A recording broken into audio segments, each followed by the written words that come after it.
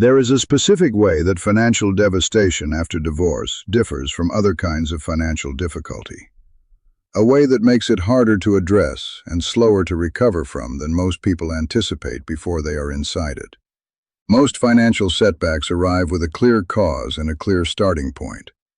A job loss, a business failure, a bad investment. These are identifiable events with identifiable consequences, and the work of recovery has a legible shape. Divorce is different. The financial damage is not contained in a single event, but distributed across a period of months or years, during which every major financial structure that the marriage built, joint accounts, shared real estate equity, combined retirement savings, insurance arrangements calibrated to a two-income household, is simultaneously under negotiation, at risk, or in the process of being divided. And during that period, the person going through it is expected to make decisions of enormous long-term financial consequence, while operating under a level of emotional strain that would compromise the decision-making quality of even the most seasoned financial professional. The combination of maximum emotional difficulty and maximum financial consequentiality is what makes post-divorce financial reconstruction so challenging, and what makes the guidance available at that specific moment matter more than guidance at almost any other time in adult financial life. My name is Richard Harlow, and what I want to do today is tell the story of what financial reconstruction after divorce actually looks like in practice. Not the inspirational version, not the reassurance version, but the honest and detailed version that describes the specific steps, the specific challenges, and the specific sequence of decisions that turn a financial position disrupted by divorce into a stable, independent, and genuinely forward-looking financial life. I have accompanied many people through this process, and the ones who navigate it best share a specific quality that has nothing to do with the amount of money they started with or the terms of their settlement. They share a willingness to assess the position honestly from the beginning, to see it clearly, without the distortions produced by grief, anger, or the entirely human impulse to avoid looking directly at something painful, and to build from exactly where they are, rather than from where they thought they would be by now. I want to ground this in the experience of a woman named Harriet. Harriet was 44 years old when her marriage of 16 years ended. She was a high school science teacher, professionally stable, genuinely valued in her work.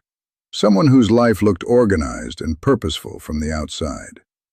The financial reality underneath was more complicated. The divorce had required the sale of a home whose equity had represented the bulk of the couple's joint wealth. After the proceeds were divided and the transaction costs paid, Harriet's share was meaningful but not transformational.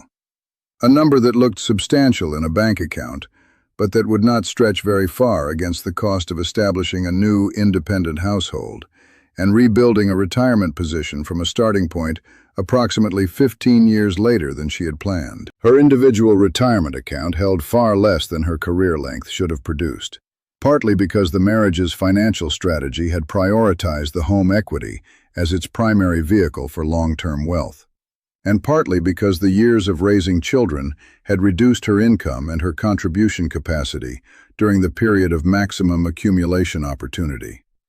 She was starting over at 44, with more real assets than someone starting from zero, but with more structural challenges than someone who had spent those same years building independently. The first thing Harriet and I did together was not plan. It was inventory. A complete, item-by-item inventory of every financial asset, every financial obligation, every ongoing expense, and every income source, mapped against each other with the arithmetic precision that the emotion of the preceding 2 years had made it impossible to apply to her situation while the divorce was happening. The inventory was not dramatic. Nothing in it was a surprise in the sense that she had never encountered the numbers before. But seeing it as a single, complete picture, rather than as a series of separate accounts and obligations that she kept track of individually and had never aggregated into a system, was itself a form of financial clarity that Harriet described as the first moment the situation felt manageable rather than overwhelming. The numbers were the numbers. They were not getting worse by being looked at. and looking at them precisely revealed two things simultaneously: the constraints that were real and had to be accepted, and the resources that were genuine and had to be recognized. What the inventory revealed was a financial position that was, when examined honestly, less catastrophic than it felt. Harriet had meaningful liquid capital from the home sale. She had a reliable teaching income that, while not large, was stable and benefited from state pension contributions that had accumulated over her career. She had no consumer debt. The divorce settlement had been clean in that respect. What she did not have was any structure organized for the purpose of generating financial independence over the next 20 years. She had assets. She did not yet have a system. Building that system, converting isolated assets and income streams into a coordinated financial structure with specific long-term objectives, was the work that the next 2 years produced.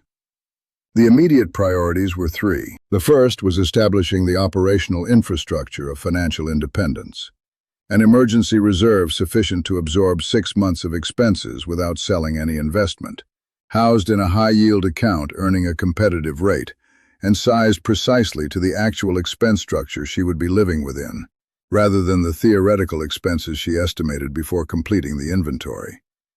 This reserve was not glamorous, and it did not grow her wealth in any meaningful sense. It was the foundation without which everything else was structurally fragile, the buffer that meant that a car repair, a medical expense, or any other financial disruption could be absorbed without touching the capital she was building for the longer term. Getting this reserve established before anything else was the most important financial decision of the early Reconstruction period, because without it, investment capital becomes emergency capital the moment an unforeseen expense arrives, which in Harriet's experience arrived within the first 8 months at a scale she had not anticipated. The second priority was the retirement account. Harriet's IRA was underfunded relative to her career length, and the realistic window between now and her intended retirement date had shrunk compared to what she had planned when the marriage seemed to be building toward a shared financial future. Maximizing her annual contributions, not to a comfortable level, but to the maximum level her income and expenses permitted, was not optional if the trajectory was going to change meaningfully in the years ahead. This required the kind of intentional compression of discretionary spending that is genuinely difficult in the first years of rebuilding independent life, when the impulse is to allow the life to feel as full and comfortable as possible as a form of psychological recovery. The tension between what the retirement account required and what the present life wanted was real, and resolving it in favor of the retirement account required a clarity about long-term priorities that Harriet developed gradually rather than all at once. The third priority was insurance, specifically, the complete overhaul of every insurance arrangement that had been structured around a 2-person household. Life insurance, disability insurance, healthcare arrangements, all of these needed to be re-examined from the perspective of a single-income household, without the financial cushion that a second income provides. In a 2-income marriage, the death or disability of one earner is a devastating blow to the household, but not necessarily a financially existential one. In a single-income household with dependents, the disability or death of the sole earner is an existential financial event. The insurance adjustments required were not small, and they were not optional. They were the price of operating without a financial partner whose income could absorb the failure of any single financial component. What Harriet built over the 5 years following the completion of the divorce was not the financial life she had imagined at 30, when the marriage was young and the future seemed to have infinite room for course corrections. It was a financial life that was genuinely her own, in a way it had never been, organized around her actual income, her actual priorities, and her actual picture of the life she wanted at 65, rather than around a shared financial strategy that had always represented a negotiated compromise between 2 different sets of values and 2 different relationships with financial risk. She described the process to me at our last annual review, not as recovery, but as construction, as building something deliberately from clarity, rather than continuing something by habit. That distinction, in my experience, is the essential shift that separates a financial reconstruction that produces genuine independence from one that reproduces the same undirected accumulation that leaves people vulnerable to the next disruption. Before you leave this conversation, I want to offer one specific task for this week, rather than a general instruction to do something useful. Pull your actual account statements from the last 30 days, all of them, from every account, and write down a single number, the difference between your total monthly income and your total monthly expenses, expressed as money actually available for building financial structure rather than covering obligations. If you cannot calculate this number accurately from memory, that is the first thing to address.